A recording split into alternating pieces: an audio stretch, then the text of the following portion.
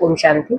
आपका दिन शुभ हो। आप जो भी कर्म करें उसमें 100% आपको सफलता मिले और आपकी हर विश, हर इच्छा पूरी हो, मेरी यही शुभ भावना और शुभकामनाएं।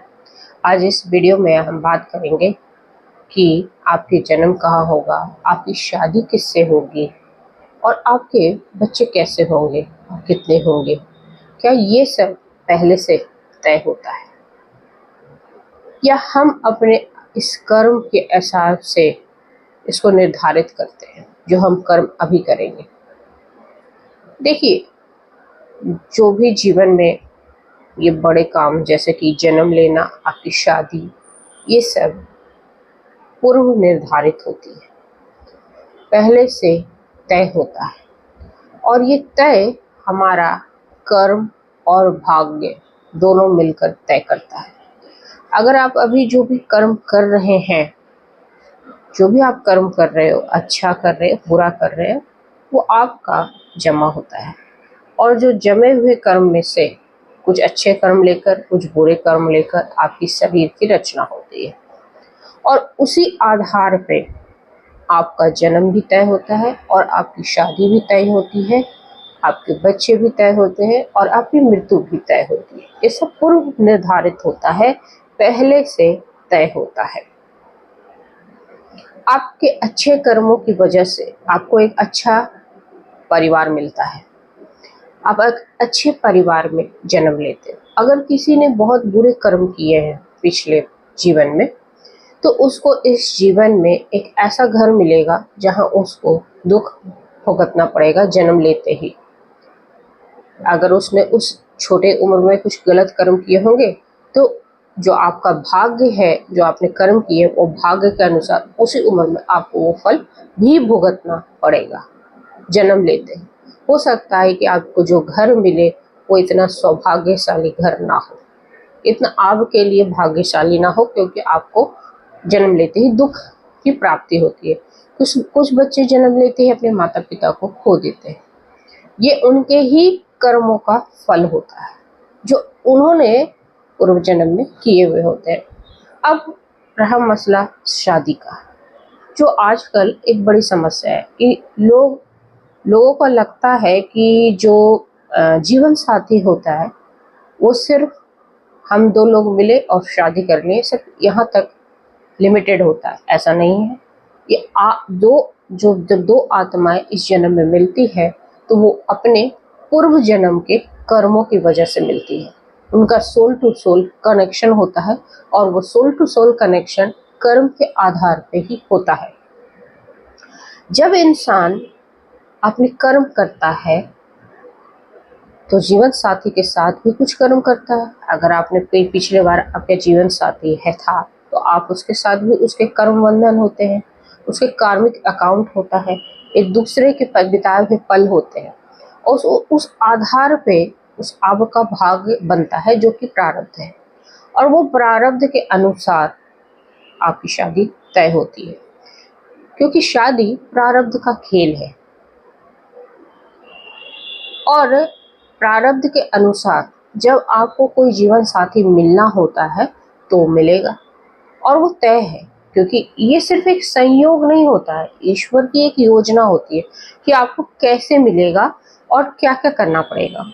अब कुछ लोग इस पे सवाल उठाते हैं। क्वेश्चन पहला ये होता है कि अगर सब भाग्य के आधार पे तय है, प्रारब्ध के अनुसार तय है, तो हम चुपचाप बैठ जाए? नहीं, आपको अपनी शादी के लिए रिश्ता ढूंढना पड़ेगा, क्योंकि जैसे ही आप रिश्ते ढूंढना बंद कर दोगे तो जो प्रारब्ध से आपको मिलना होगा उसके लिए आप रास्ता कैसे तैयार करोगे? ठीक है, तो आपको पहला क्वेश्चन का आंसर ये है कि शादी के लिए रिश्ता आपको ढूंढना बंद नहीं करना है। शादी के लिए आपको रिश्ता ढूंढते रहना है जब तक आपका वो साथी जो जन्मों जन्मों से आपका इंतजार करता है, आपके कार्मिक अकाउंट जो रिलेशनशिप होता है। क्योंकि शादी सिर्फ शारीरिक मिलन नहीं होता, वो मानसिक भी होता है, साथ साथ आध्यात्मिक भी होता है। क्योंकि यहाँ पे जब आप सोल टू सोल कनेक्शंस की बात करते हो तो ये आध्यात्मिक मिलन भी होता है, इसीलिए ये प्रारब्ध से बंधा हुआ होता है। नहीं तो जब हम किसी को पसंद करते हैं तो हम शादी क्यों नहीं कर लेते हैं? और फिर वो शादी होती भी नहीं है। बहुत सारी अड़चनें आ जाती है, जात पात का आ जाता है, धर्म का आ जाता है, और कभी कभी तो जो मतलब वो खुद ही डिनाई कर देता है किसी वजह से, किसी कर्म की वजह से, कि मुझे ये पसंद नहीं, कि वो पसंद नहीं, इसकी वजह से ब्रेकअप हो जाता है। और जब हम पसंद करते हैं तो हमें ऐसा लगता है कि यही हमारा जीवन साथी बनेगा। पर अगर आपका ईश्वर उसके साथ जोड़ी नहीं बना रखी है तो वो नहीं बनेगा, क्योंकि आपका कार्मिक अकाउंट उसके साथ मजबूत नहीं होता। पर किसी इंसान का जीवन में जो आता है वो कुछ ना कुछ आपको सिखाता है। ऐसा नहीं है कि कोई व्यर्थ आ रहा है आपके जीवन में। आप जब किसी से मिलते हो, आपकी गहरी दोस्ती होती है, कोई इंसान धोखा देता है तो वो भी कुछ सिखाता है, कोई इंसान बहुत प्यार देता है और किसी वजह से बिछड़ जाता है तो वो भी कुछ सिखाता है। तो हर का जीवन में आना कुछ ना कुछ सिखाता है, लेकिन आत्मिक रिलेशन जिसके साथ होता है वही आपका जीवन साथी बनता है। अब इसमें बहुतों को कुछ समय भी नहीं लगता, प्रारब्ध के हिसाब से जिससे बना, एक बार देखा, पसंद आ गया, शादी हो गई। और जिससे आपका बनना नहीं रिश्ता होता है उसमें आप बहुत सारे तरह का खोट भी निकालते हो। कोई शारीरिक खोट निकालते हो, कोई मानसिक खोट निकालते हो, कभी कभी पैसों की बात भी आ जाती है जिससे नहीं होना होता है। और जिससे होना होता है आप कितना भी जोर लगा लो, जिससे आपका रिलेशनशिप बनना है वो बन के ही रहेगा। ऐसे बहुत सारे एग्जाम्पल है, में बहुत सारी स्टोरीज भी है कि एक इंसान, एक लड़की बहुत पसंद करती है एक लड़के को, लेकिन वो स्टेटस नहीं सेम है, गरीब है, अलग शहर का भी है, बहुत दूर शहर का भी है, पेरेंट्स तैयार नहीं होते एक बार में ऐसी स्थिति में, लेकिन होना होता है। मैंने क्या बोला, जब आप किसी से मिलते हो तो उसकी कोई वजह होती है, तो उससे जब जब वो लगातार मिलती रहती है, ठीक है, और उससे उसका प्रारब्ध बना हुआ है, तो लाख कोशिश होती है पेरेंट्स की तरफ से, दोस्तों की तरफ से, लोगों की तरफ से, लेकिन फिर भी शादी होना होता है तो हो जाता है। लेकिन कभी कभी कोई इंसान आता है आपको जीवन में, ठीक है, आपको ऐसा लगता है कि मेरी शादी होगी, लेकिन आप बहुत कोशिश करते हो, लेकिन वो इंसान सिर्फ आपको दुख देता है। तो आपको भी समझ लेना चाहिए कि उसके साथ आपका कोई बॉन्ड नहीं है, उसके साथ कोई आपका आत्मिक रिलेशनशिप नहीं है। क्योंकि जो इंसान आत्मिक रिलेशनशिप में होता है वो इंसान कहीं ना कहीं उसकी इज्जत करता है। परिवार वाले की जोर जबरदस्ती से आपकी शादी हो भी जाती है ऐसे इंसान से, तो वो जल्द ही खत्म हो जाती है, वो जल्द ही टूट जाती है, और आपका फिर क्या होता है, डाइवोर्स हो जाता है। पर जिससे आपका वाकई में कार्मिक अकाउंट काफी अच्छा होता है और जिसके साथ आप soul to soul connection feel करते हो, तो पता है क्या होता है, उसके साथ कोई भी बंधन नहीं होता, वो कोई भी आपको दुख नहीं देता, काम आपका इजी गोइंग होता है, वो ज़्यादा सोचने का भी आपको वक्त नहीं देता, और शादी हो जाती है और वो सुखी जीवन भी बिताते हैं। अब लाखों करोड़ों लोग दुख से तो गुजर नहीं रहे हैं, वो कहीं ना कहीं इस ग्रस्त जीवन को जी रहे हैं, आध्यात्मिक रूप से, मानसिक रूप से और शारीरिक रूप से जुड़े हुए हैं एक दूसरे से, और गृहस्थ का जीवन जीकर वो एक अच्छा परिवार का उदाहरण बन रहे हैं। अब ये दूसरा क्वेश्चन ये होता है कि फिर इतना लेट क्यों होता है, मतलब जिससे तय है, जिससे होना है, वो इतना लेट क्यों आता है जीवन में, और इतना लेट होता ही क्यों है। देखिए, ईश्वर ने एक सही समय निर्धारित कर रखा है।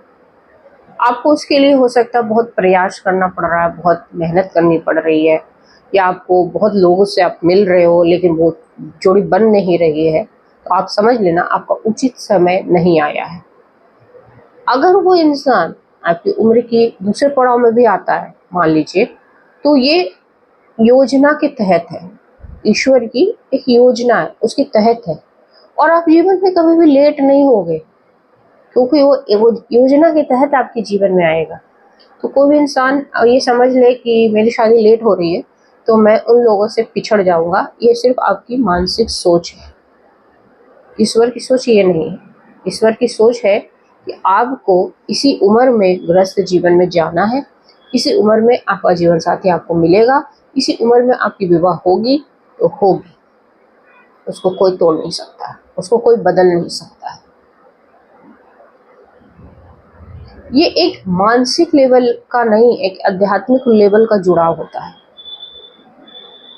और जिसके साथ आपका ये रिश्ता होता है वो बन के ही रहता है। और ऐसा ही हमारे जीवन में संतान, जो बच्चे होते हैं, वो भी हमारे कर्मों की वजह से होते हैं।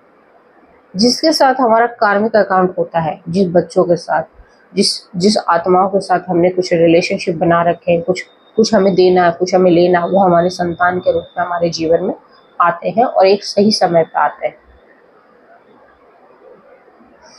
तो आपको, मुझे ऐसा लगता है कि सब जवाब मिल गया होगा। और अगर बहुत लोग ऐसे भी होते हैं कि जीवन में मतलब बहुत उम्र के बाद एक बच्चे का जन्म होता है, लेकिन उसको आप देखिएगा वो तब भी उनको वही सुख देता है जिसके जीवन में जल्दी आता है।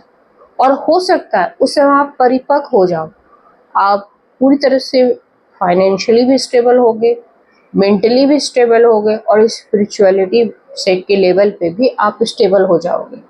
तो आप जो संस्कार डालोगे उनसे कहीं बेहतर डालोगे। वो तो उनको लाइफ में, जिनके जीवन में जल्दी हो जाता है, कोई चीज़ जल्दी हो जाता है, उनको वो स्ट्रगल भी सहना पड़ता है। वो बाकी की बाधाओं की हम चर्चा नहीं करते हैं कि जिनके जीवन में जल्दी होता है उनके जीवन में भी बाधाएं आती हैं। तो ये सारी प्रॉब्लम और खुशियाँ पहले से तय होती है। होप सो आपको वीडियो अच्छी लगे तो एक कमेंट जरूर करना, क्योंकि आपके कमेंट हमें ये बताते हैं कि हमने किस लेवल का वीडियो बनाया है, और यह हमें आगे बढ़ने में मदद भी करता है, कुछ नया बताने में मदद करता है। होप सो आपका दिन शुभ हो। जय हिंद, जय भारत।